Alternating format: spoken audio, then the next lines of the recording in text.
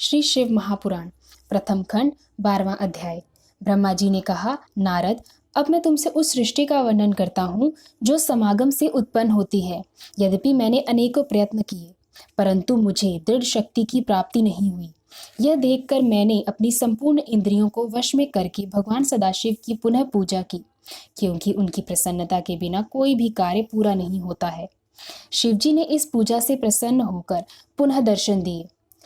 उन्होंने अर्धनारीश्वर रूप में दर्शन दिए, अर्थात उनके दाहिने और आधे भाग में तो सदाशिव का पुरुष शरीर था और बाईं और आधे भाग में महारानी जगदम्बा स्त्री का रूप था। आधे मस्तक पर जटाएं थी और आधे पर घुघराले सुंदर केश थे। एक और ललाट पर त्रिपुंड लगा हुआ था और दूसरी ओर बिंदी चमक रही थी। एक और डमरू की ध्वनि थी और दूसरी ओर घुंघरू का मधुर स्वर।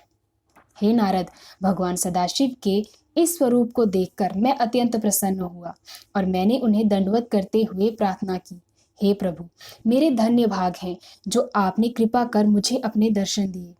मेरी स्तुति को सुनकर भगवान सदाशिव हंसते हुए बोले, हे ब्राह्मण, तुमने जिस मनोरथ की प्राप्ति के लिए इतना कष्ट भोगा है उसे हम जानते हैं।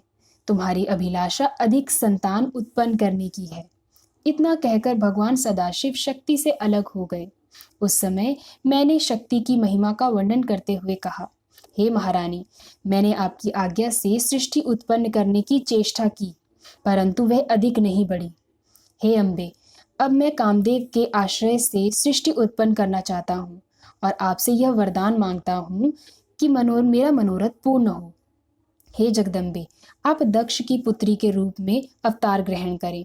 मेरे मुख से निकले हुए इन शब्दों को सुनकर भगवती महामाया ने पहले तो भगवान सदाशिव की ओर देखा, फिर मुझसे यह कहा, हे ब्राह्मण, मैं तुम्हारी पोत्री के रूप में जन्म लूंगी और मेरा नाम सती होगा। जिस समय राजा दक्ष भगवान सदाशिव का अपमान करेगा, उस समय मैं अंतधान हो जाऊंगी। इतना कहकर वे शक्ति स्वरूपा जगदम्बा पुनः श्री सदाशिव के शरीर से संयुक्त हो गई। तब भगवान भूत भावन भी अंतधान हो गए। ऐसी ही कथाओं को सुनने के लिए श्री शिव महापुराण चैनल को सब्सक्राइब करें और मेरी वीडियोस को लाइक और शेयर करें। Thank you.